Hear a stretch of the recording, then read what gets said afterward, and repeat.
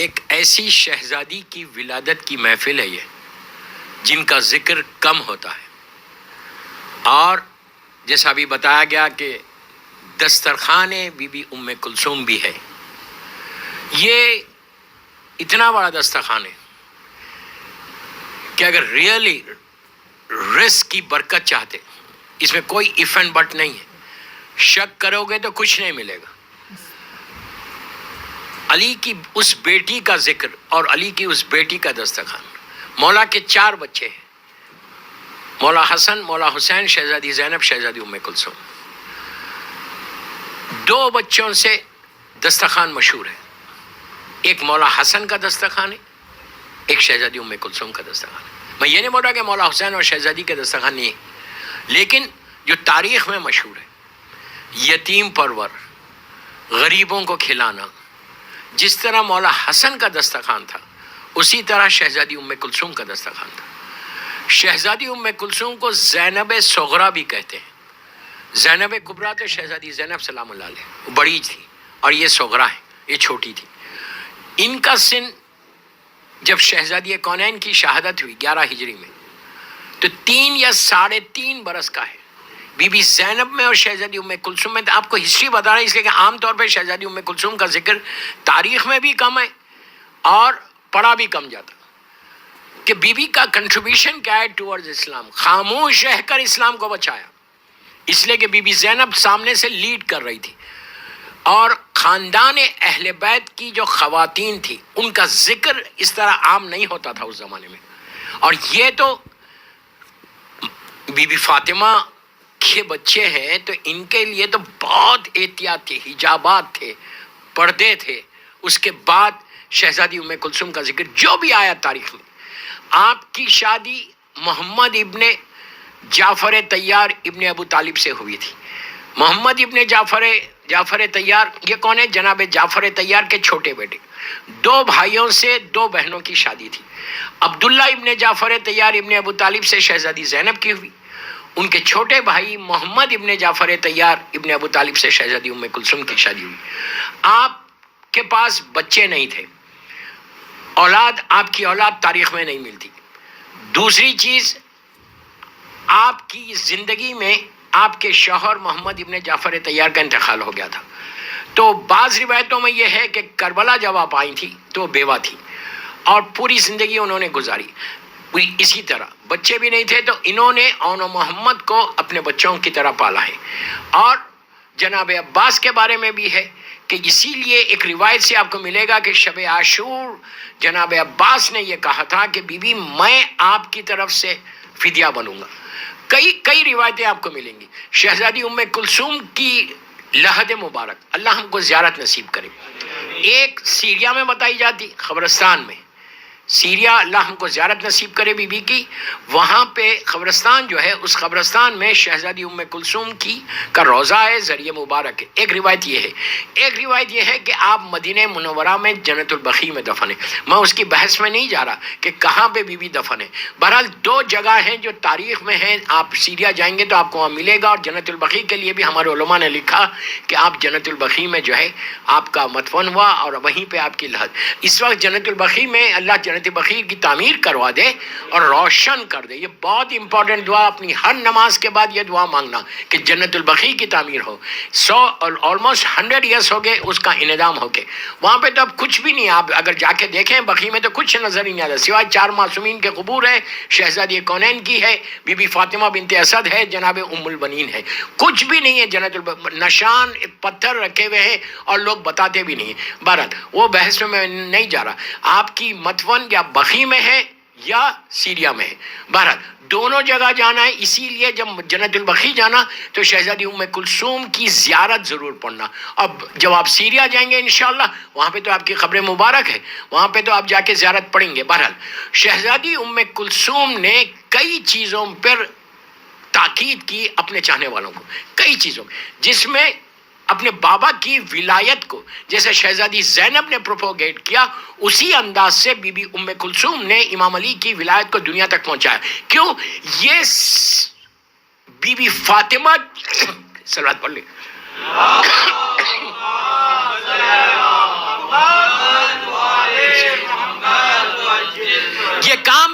مظلوم be be Zahra نے کیا تھا.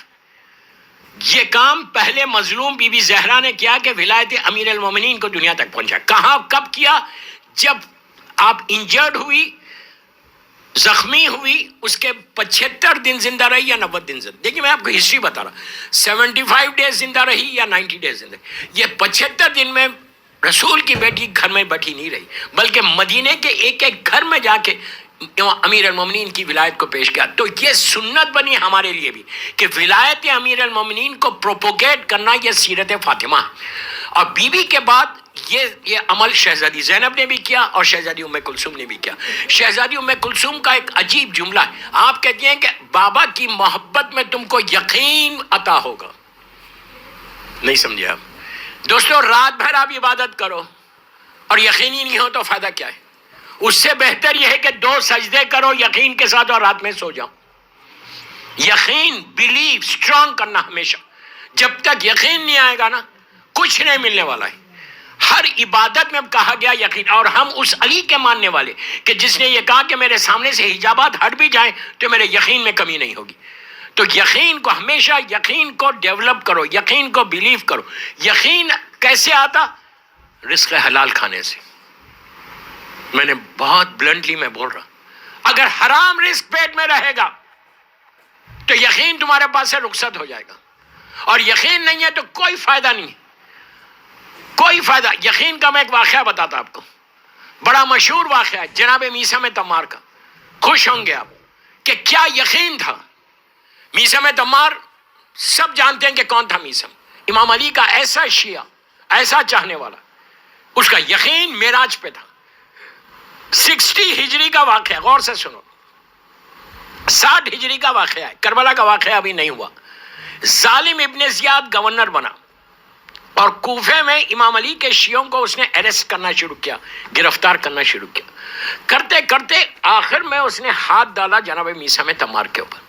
میثم تمار سینئر آدمی ہے، کوفے میں بزنس ہے، بڑی عزت ہے ان کا، بڑا مقام تھا. علی والوں کی عزت ہی ہوتی ہے. ایک چیز یاد رکھو، صحیح محبت ہوگی تو اللہ عزت دے گا. یہ ولایت امیر المومنین کا کمال ہے. تو ہوا کیا، میثم کو اس نے پکڑا. اب آپ میری طرف دیکھو، ویری انٹرسٹنگ واقعہ ہے، آپ خوش ہوں گے. ظالم ابن زیاد تخت پہ بیٹھا ہوا، 2000 آدمی ظالمین سب دربار میں بیٹھے ہوئے، اور میثم تمار کو زنجیروں میں جکڑ کر لایا گیا. سب سے آخر میں اس نے میثم پہ ہاتھ ڈالا تھا. لایا گیا، میثم سامنے ابن زیاد کے سامنے آ کے کھڑے ہو گئے. جب کھڑے ہو گئے تو ابن زیاد نے بڑی آواز سے کہا، میثم، سب جانتے تھے کہ امام کا کیسا چاہنے والا ہے، کہ میثم یہاں پہ حکومت اب میری ہے، اب تم علی علی نہیں کرنا، ذکر علی چھوڑ دینا ہے ورنہ تمہارے سر کو قلم کر دوں گا. دوستو یہ کہنا تھا بہت آسان ہے، میں آسانی سے پڑھ رہا، آپ آسانی سے سن رہے. ہر آدمی زندہ رہنا چاہتا، کوئی مرنا نہیں چاہتا. اور سب کو پتا ہے یہ ظالم کیسا ہے، 1 منٹ میں قتل کر دے گا. میثم تلوار کو ٹیک کے اٹھتا ہے دربار میں. ابن زیاد کی آنکھوں میں آنکھیں ڈال کے کہا کہ اے ابن زیاد، تو بول رہا میں علی کا ذکر نہ کروں؟ میں پیدا ہی ذکر کے لیے ہوا ہوں. اتنی جرت کہاں سے آئی؟ وہ یہ ذکر کی طرف سے آئی. اس کے بعد ابن زیاد نے اشارہ کیا کہ دربار سے، زندان سے ایک قیدی کو لے کر آؤ. زندان سے ایک قیدی دربار میں آیا، زنجیروں کی جھنکار. وہ آیا اور آ کے بازو ٹھہر گیا میثم تمار کے. جب ٹھہر گیا تو میثم کا سر جھکا ہوا ہے. انہوں نے ایسا سر اٹھا کے دیکھا، غور سے دیکھا کہ بہت طویل انسان ہے، گورا ہے، بڑے بال ہے. اور میثم نے غور سے دیکھ کے کہا کہ مختار، یہ مختار تھا، مختار مبارک ہو، تم قاتلان حسین سے بدلہ لوگے. ابھی واقعہ کربلا نہیں ہوا، 60 ہجری کا واقعہ ہے. اور میثم کیا بشارت دے رہے، کیا بول رہے کہ مختار تم قاتلان حسین سے بدلہ لوگے. یہ بولنا تھا، ابن زیاد کے چہرے کا رنگ بدل گیا. اس نے حکم دیا کہ ابھی مختار کو قتل کر دو. جلاد خنجر لے کر مختار کے گلے کے پاس آ گیا، خنجر اس کے گلے پہ رکھا ہوا ہے. مختار نے پلٹ کے میثم کو دیکھا. میثم نے اسی ٹون میں کہا کہ مختار تم قاتلان حسین سے بدلہ لوگے. دوستو ابن زیاد پہلے ہی پاگل تھا اور پاگل ہو گیا. پاگل نہیں تھا، پاگل نہیں ہوتا تو تخت پہ کبھی نہیں بڑھتا.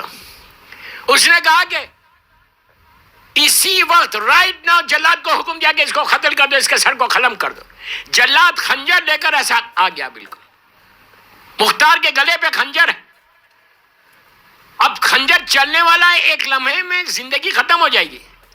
ایسے موقع پہ تو اچھے اچھوں کے ایمان ڈگمگا جائیں کہ پتہ نہیں کیا سنا تھا.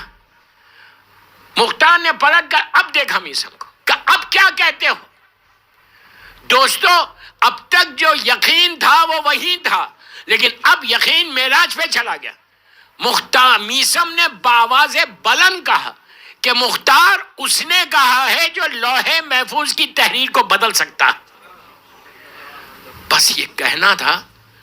دربار میں یزید کا قاصد پوسٹ مین آیا اور اس نے پکار کے کہا کہ ابن زیاد قتل کا حکم دینے سے پہلے خط پڑھ لے. خط لا کر دیا. خنجر ایسی ہے رکا ہوا. یزید کا قاصد نے خط کو کھولا، ابن زیاد نے خط کھولا، کھول کے اب پڑھنا شروع کیا. میثم زنجیروں میں ہے، یقین دیکھو آپ، زنجیروں میں ہے، دربار میں سکتا ہے. میثم نے پکار کے ابن زیاد سے کہا اے ابن زیاد میں بتاؤں کیا لکھا ہوا ہے. آپ سمجھ رہے میری بات کہ کیسے حجابات ہٹے تھے. صرف زبان سے علی علی مت کہو، کچھ کر کے بتاؤ کہ تمہارے سامنے سے سارے حجابات ہٹ جائیں. امام علی کی محبت کا وہ بی بی ام کلثوم نے یہی کہا تھا کہ میرے بابا کی محبت کو تم سمجھ رہے کیا؟ یہ نعمت عظمیٰ ہے. تمہارے سامنے سے ہر چیز ہٹے گی اگر تم صحیح معنی میں اطاعت امیر المومنین پہ زندگی گزارو گے. صلوات پڑھ لیں محمد والے.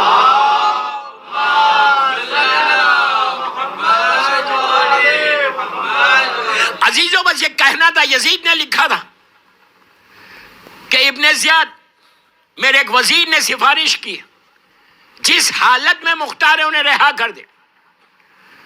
اب آپ مجھے یہ بتائیے کہ اگر یہ پوسٹ مین 5 منٹ دیر سے آتا تو ابن زیاد تو قتل ہو گیا تھا، مختار تو قتل ہو گئے تھے. 5 منٹ دیر سے آتا، خنجر چلنا تھا. اور اگر 5 منٹ پہلے آ جاتا تو میثم کا یقین لوگوں کو معلوم نہیں ہوتا. اب یہ وہی کر سکتا جو وقت کا مالک ہو. امام علی وقت کے مالک ہیں، اس طرح اپنے چاہنے والوں کی مدد کرتے ہیں. تو شہزادی ام کلثوم نے یہی کہا کہ میرے بابا کی محبت صحیح معنی میں اگر تمہارے پاس آئے گی اسی وقت آئے گی کہ جب یقین تمہارے پاس ہو، اور یقین اس وقت آتا جب تمہارے شکم میں حلال رزق پہنچے. میرا مطلب یہ نہیں ہے کہ خدا نہ خاصا کسی کا رزق حرام ہے. میں جنرل میسج دے رہا کہ رزق حلال ہوگا. always you will get close to امیر المومنین. یہی بات مولا حسین نے روز عاشور بھی کہا تھا کہ تمہارے پیٹوں میں حرام بھرا ہوا ہے اس لیے میری بات کا اثر نہیں ہوگا. تو میں پورا یوتھ ہے میرے سامنے، میں تم کو زندگی گزارنا ہے، ملیشیا میں گزارنا ہے یا ڈیفرنٹ جگہوں پہ گزارنا ہے. Always you have to think, تمہارے بیک آف یور مائنڈ تمہارا یہ رہنا کہ میرا رزق اتنا حلال ہو کہ حلال ہوگا تو صحیح معنی میں تم کو جشن کا بھی مزہ آئے گا، مجلس کا بھی لطف آئے گا. جتنا حلال کھاتے جاؤ اور خود بھی کھاؤ، اپنی اولاد کو بھی حلال کھلاؤ، اس لیے کہ اولاد کا پروٹیکشن تمہاری ذمہ داری ہے. صلوات پڑھ لیں محمد وآل محمد.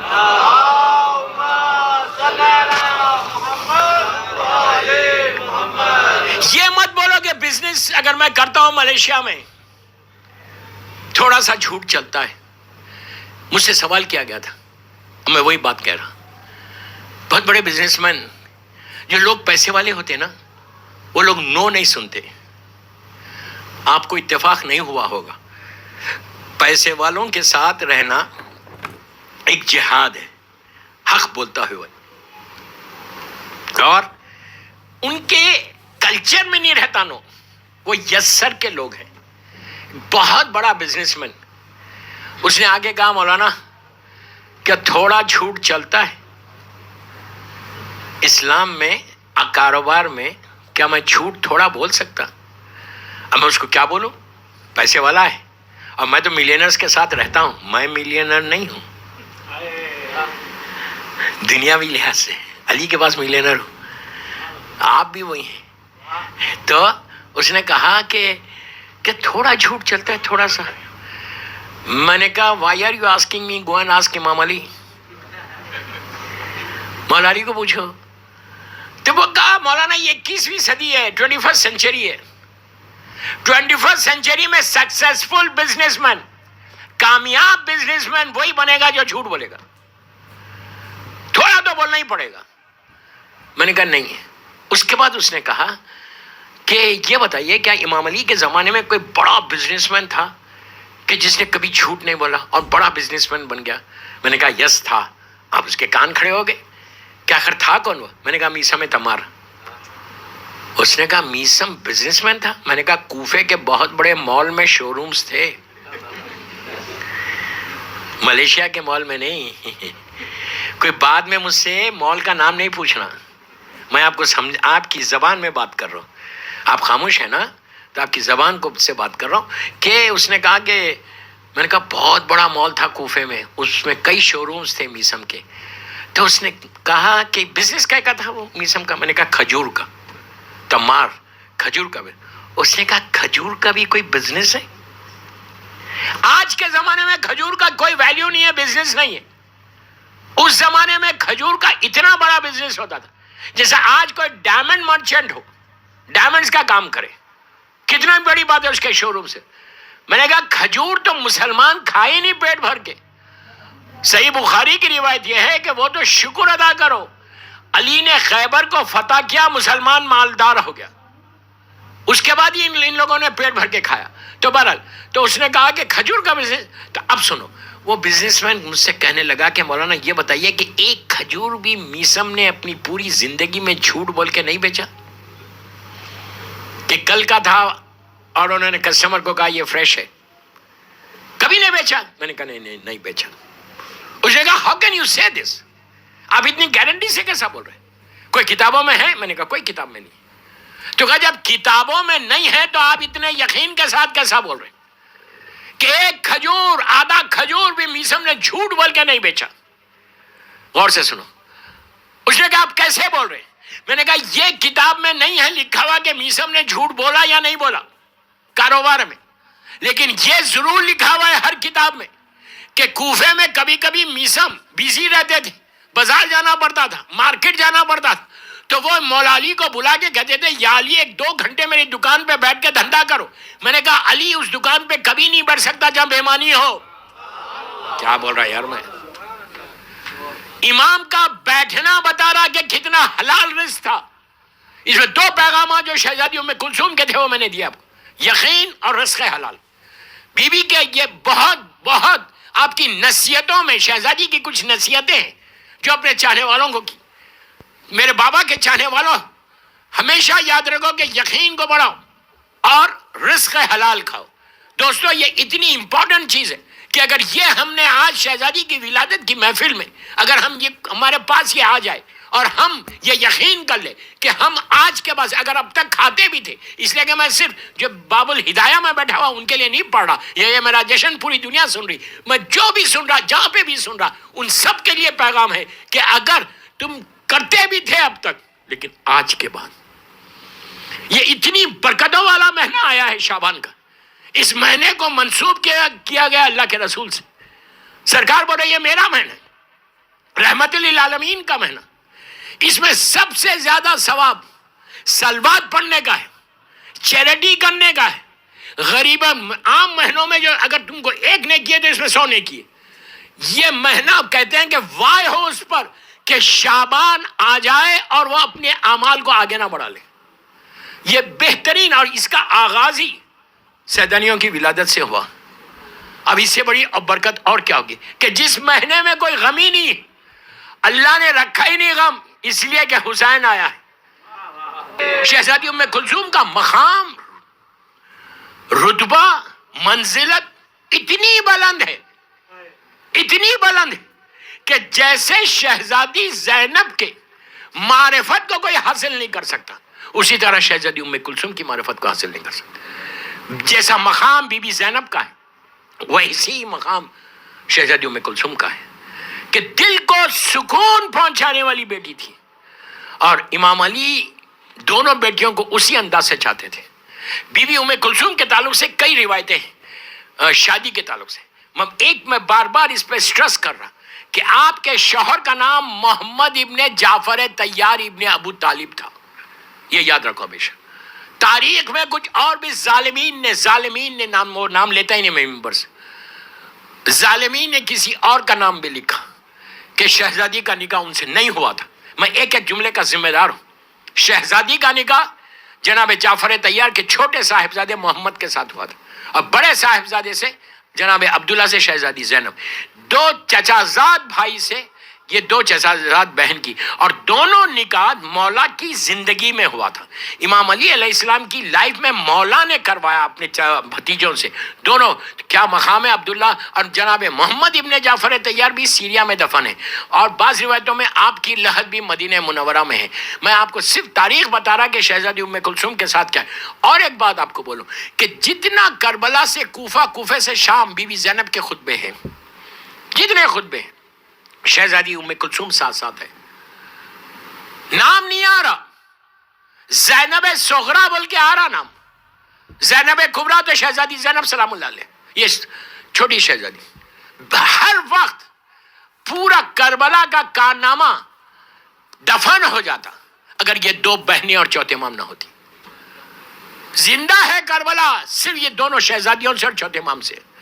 اور ایک بات بتاؤں، شہزادی ام کلثوم اور بی بی زینب کا وہ سٹیٹس ہے کہ انہوں نے، یہ دونوں بیوی، جملہ غور سے سنا، یہ دونوں بیویوں نے امامت کی حفاظت کی ہے.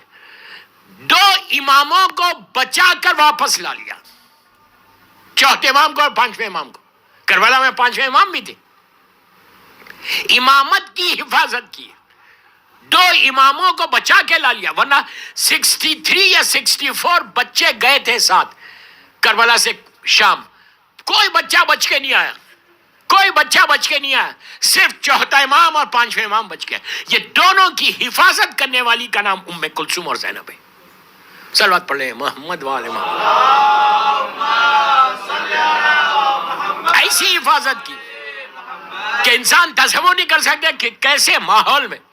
دربار کے واقعات میں مسائب کی طرف سے نہیں پڑھ رہا ہوں، دربار کے واقعات میں کہ کس طرح شہزادی ام کلثوم نے پانچویں امام اور چوتھے امام کی حفاظت کی ہے. دونوں بہنوں نے لیڈ کیا. ذکر بی بی زینب کا زیادہ ہوا اس لیے کہ آپ لیڈ کریں جی، کوئی بات نہیں، وہ بڑی بہن ہے، یہ چھوٹی بہن ہے. اور جب بی بی کی شہزادی کی شہادت ہوئی، شہزادی ام کلثوم صرف 3 برس کی تھی. مولا نے ان کی پرورش کی، بی بی ام البنین نے ان کی پرورش کی، اور بالکل ماں کی طرح بی بی ام البنین کا احترام کرتے تھے یہ لوگ.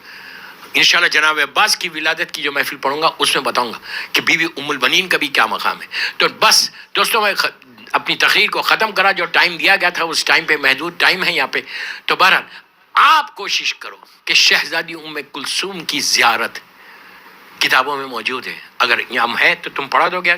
شہزادی ام کلثوم کی زیارت ضرور پڑھنا. اور روز آپ کیسا پڑھیں گے؟ آپ نہیں پڑھ سکتے، ایک جملہ تو بول سکتے ہیں نا، السلام علیکم یا شہزادی زینب، السلام علیکم شہزادی ام کلثوم.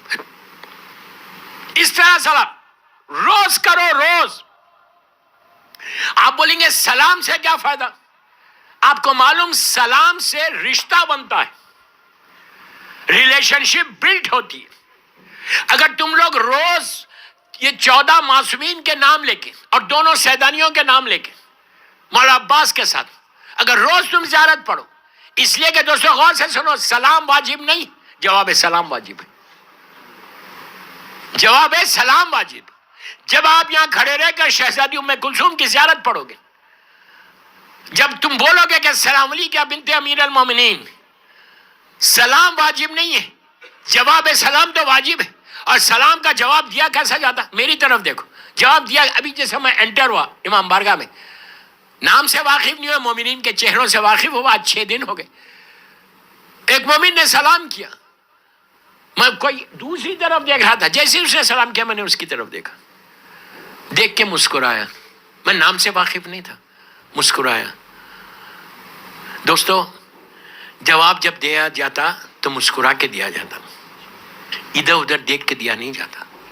آپ امیجن کرو، آپ یہاں سے ملیشیا سے آپ بی بی ام کلثوم اور بی بی زینب کو سلام کر رہے ہیں، شہزادی وہاں سے تم کو جواب دے رہی.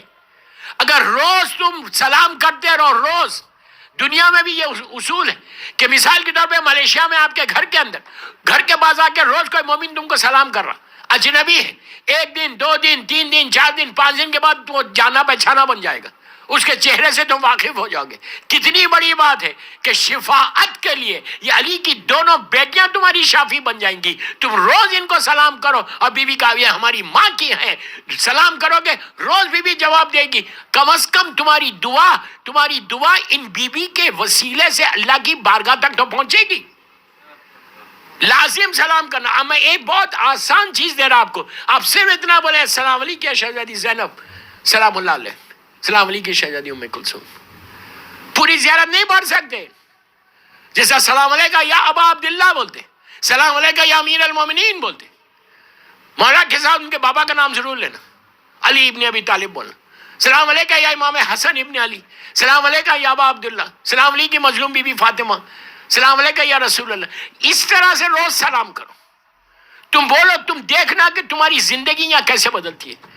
جتنے تمہارے لائف کے آبسٹیکلز ہیں، جتنی رکاوٹیں ہیں، ان معصومین کے سلام سے، اس لیے کہ جب ان کی نگاہ پڑے گی، معصومین کی نگاہ رحمت کی نگاہ ہوتی، اور جب رحمت آتی تو مصیبت خود بخود دور ہو جاتی۔